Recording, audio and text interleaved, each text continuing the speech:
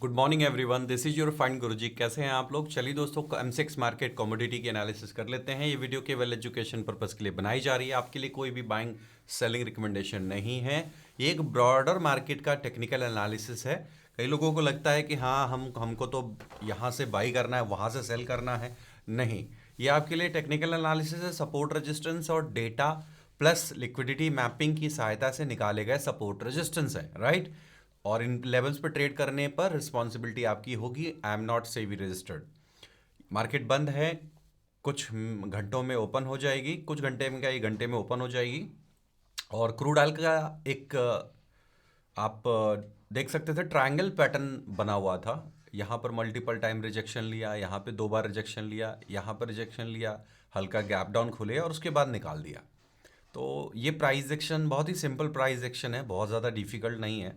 तो कहीं ना कहीं अभी ये ऊपर की तरफ थोड़ा सा ट्रैवल करने की कोशिश करेगा 5800 की तरफ, और इसको पार कर गए तो फिर 5897 की तरफ भी है जाने का कोशिश कर सकता है। तो क्रूड ऑयल थोड़ा हेल्दी दिख रहा है, जब तक इस चैनल के ऊपर बना हुआ है तब तक ठीक है। जब तक चैनल का लोअर एंड नहीं टूटता है तब तक बॉटम की साइड में एक सपोर्ट है, बट वो उधर जाने की गुंजाइश तभी हो सकती है जब आपका ये चैनल का लोअर एंड कट जाएगा। जब चैनल का लोअर एंड कटेगा ना, देन आपको ये दिखाई दे सकता है, अदरवाइज थोड़ा मुश्किल है, ठीक है। चैनल का लोअर एंड कटने के बाद, अदरवाइज नहीं, ठीक है। बात करते हैं नेचुरल गैस की। जब तक सर्दियां कड़ाके की पड़ती रहेंगी तब तक नेचुरल गैस ऊपर की तरफ भागता रहेगा। फाइनली ये एक बहुत बड़े ब्रेकआउट पॉइंट पर पहुंच चुका है। अब इसने इस कंसोलिडेशन जोन का क्लियर कर दिया है, ब्रेकआउट कर दिया है। यहाँ पर भी देखेंगे तो आप क्लियर कट देख सकते हैं, एक हेड एंड शोल्डर पैटर्न है, एक शोल्डर, दो शोल्डर, एक शोल्डर, एक हेड, एक शोल्डर। ये क्लियर कट एक हेड एंड शोल्डर पैटर्न इसने निकाला है। अब ये निकाला है तो और ऊपर के रेजिस्टेंस तो बहुत दूर दूर हैं, लेकिन फिर भी मैं क्या करूँगा, इसके नीचे की जो फंसी हुई लिक्विडिटी है वो कटने की कोशिश ऊपर ज़रूर करेगी, करना ही पड़ेगा, आपके पास ऑप्शन नहीं है, शॉर्ट कवरिंग करनी पड़ेगी। तो कहीं ना कहीं ये ऊपर की तरफ इस रेजिस्टेंस के लिए जा सकती है, जो हेड एंड शोल्डर पैटर्न की हाईएस्ट लेवल दिखा रही है। तो फिलहाल के लिए मार्केट ट्राई करेगी 367 की तरफ आने के लिए। अभी कितना समय लेती है तो वक्त बताएगा, लेकिन कहीं ना कहीं 367 की तरफ जाने की कोशिश ये करना चाहिए। क्या नीचे भी आ सकते हैं? जवाब आ सकते हैं, लेकिन उसके लिए जो ब्रेकआउट वाली कैंडल है, आपको ब्रेकआउट वाली कैंडल दिख रही है, मैं दिखाता हूँ। ये खुले थे हल्का सा नीचे, हैमर देकर जो ऊपर गई है ना, यही ब्रेकआउट वाली कैंडल मानी जाएगी, क्योंकि इसी ने इस पूरे रेजिस्टेंस के ऊपर क्लोज किया है। तो मिला जुला करके हमें किस पे नज़र रखनी पड़ेगी? हमें इसी कैंडल के लो पर नज़र रखनी पड़ेगी। यानी कि इसका लो अगर किसी भी कंडीशन में ब्रेक कर जाता है तो फिर मामला हो जाएगा थोड़ा गड़बड़, और फिर दो तीन डिप आपको मिल सकते हैं। पहला डिप आएगा जो आपको लेके जा सकता है 313 की तरफ, और 313 अगर चला जाता है किसी भी तरीके से तो ये पूरा लिक्विडिटी नीचे प्रोजेक्ट कर दीजिएगा, पूरा का पूरा लिक्विडिटी नीचे स्वीप हो जाएगा। ऐसा क्यों होगा? क्योंकि ऑलरेडी बहुत ज़्यादा ओवरबॉट है, मार्केट बहुत ज़्यादा ओवरबॉट है।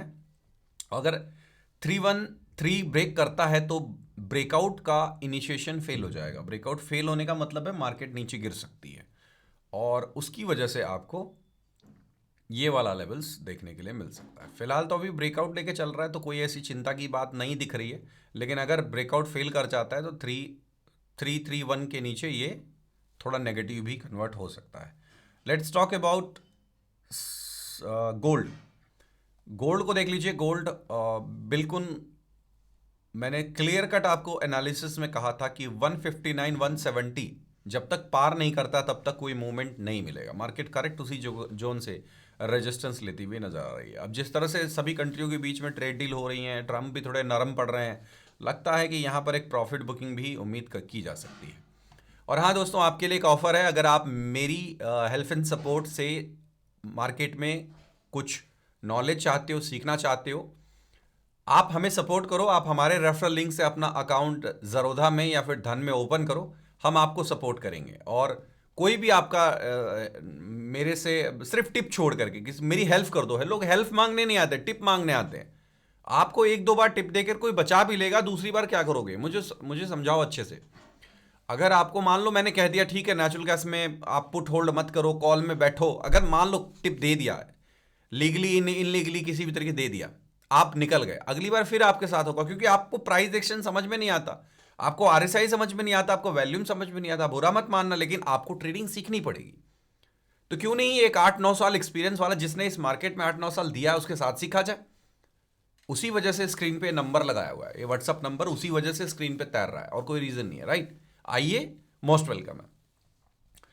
गोल्ड की बात करते हैं। गोल्ड पर अगर देखेंगे ध्यान से तो ये सारा एरिया क्या है, एक रेजिस्टेंस क्रिएट किया है, लेकिन मार्केट की एक नेचर रहती है, गिरने से पहले ना एसएल जरूर खा लेती है। मतलब बिना उड़ाए हुए मार्केट गिरती नहीं इतनी आसानी से, और इस मार्केट को गिरना होता ना तो ये हॉवर नहीं कर रही होती। तो रेजिस्टेंस के नीचे हॉवर करना भी एक सिनेरियो बन सकता है ब्रेकआउट करने का।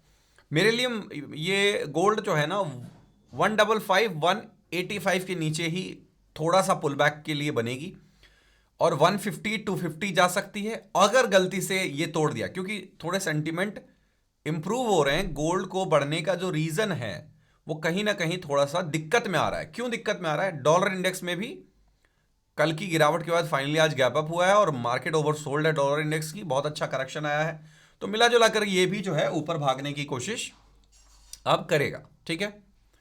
तो इसको देखते हुए ये लग रहा है कि आज ये 0.42% अब भी है। अगर कोई रिकवरी आती है तो गोल्ड में प्रॉफिट बुकिंग का रीजन ये भी सपोर्ट करेगा, और थोड़े जिस तरह से ग्लोबल सेंटीमेंट सुधर रहे हैं उसको मिलाकर के भी लगता है कि एक प्रॉफिट बुकिंग तो यहां पे ड्यू हो चुकी है।